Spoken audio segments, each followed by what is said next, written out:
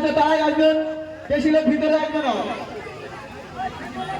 ভালো রকম ভাইজানের কাছ থেকে কিছু স্বাধীনতার বিষয় আমাদের যেটা জানার আছে বা যেটা শোনা বোঝার আছে, অজানার কিছু তথ্য থাকে সেটা ভাইজানের মুখ থেকে আমরা শুনবো। ভাইজান কিছু বক্তব্য রাখবে।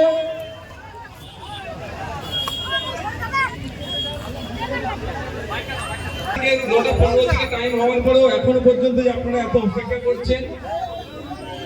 ব্যাপারটা হচ্ছে আমি যথা টাইমে এসেছি 7টার সময় পৌঁছে গিয়েছিলাম 1 নম্বর পার্টে আপনার বিবির ঘাটের ওখানে, বিবির ঘাট মনে হচ্ছে। তারপরে একটার পর একটা যুগের সময় একটার পর একটা হতে হতে যাচ্ছিলাম, কিন্তু মধ্যিখানে রাস্তায় যেখানে ভালোবাসার আমাদের ধরছে আর ছাড়ছে না, তো আর না যেও তো আমরা থাকতে পারছি না। যেমন এখানে এই একটা করার কথা আর একটা নাকি জোর করে আমার নিয়ে যাওয়া হয়েছে, তো এইভাবে দেরি হয়ে গেল। তো এখনো দেখাই যে কারণে উপস্থিত হয়েছে এখানে, আপনারা সবাই জানেন দেশে সারা দেশে স্বাধীনতা দিবস উদযাপন হচ্ছে। সত্যিকারের কথা, আজকে আমি গর্ব করে একটা কথা বলছি, আমি জানতাম না, কারণ এখানে আমরা 26শে জানুয়ারি 15 আগস্ট আমরা পশ্চিমবাংলায় থাকি। পশ্চিমবাংলায় যেভাবে স্বাধীনতা দিবস উদযাপিত হয়, সাধারণ মানুষের মধ্যে যেভাবে উৎসাহ উদ্দীপনা, ভারতবর্ষের আর কোন রাজ্যেই হয় না।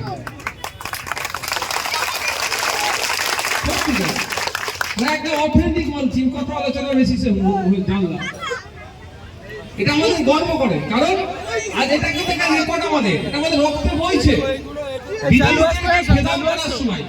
ব্রিটিশদেরকে যখন তাড়ানোর হচ্ছিল, তখন কিন্তু পশ্চিম বাংলা থেকে সব থেকে বেশি স্বাধীনতা সংগ্রামীদের পাওয়া গিয়েছিল।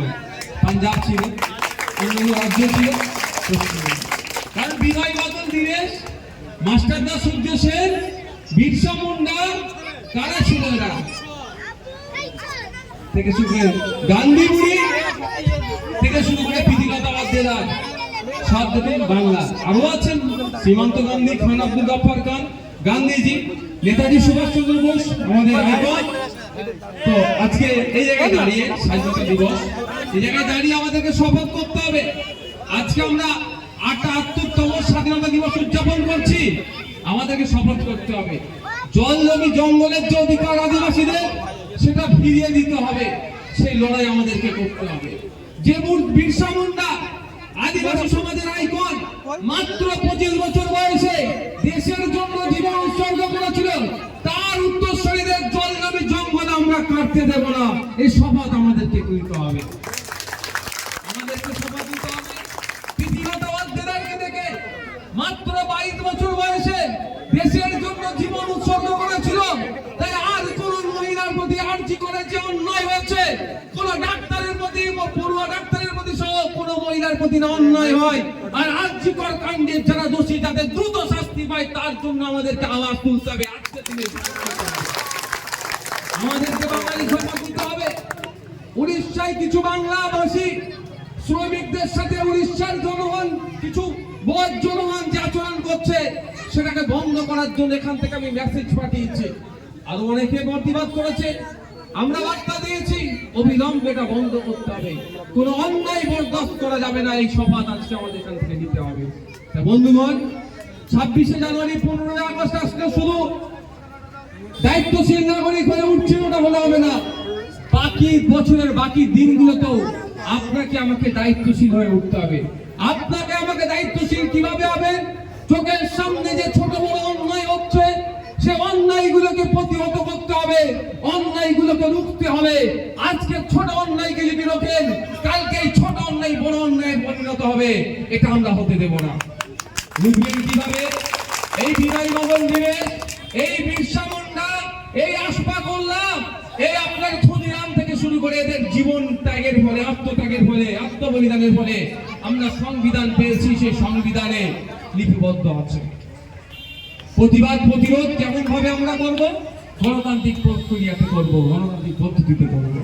বন্ধুগণ উপস্থিত হয়েছেন, আপনাদের বলবো একটু প্রস্তুত থাকতে হবে।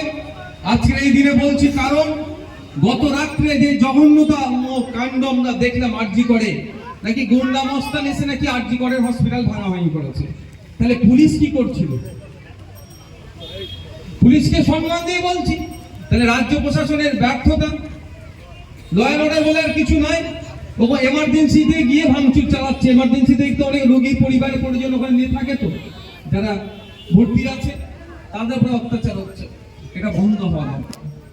কোন দল করেছে না করেছে তার থেকে বড় আওয়াজ আমরা কি তুলবো? জনগণ যে অন্যায় করেছে সে শাস্তি পাক, আর মেডিকেল পরিষেবা দ্রুত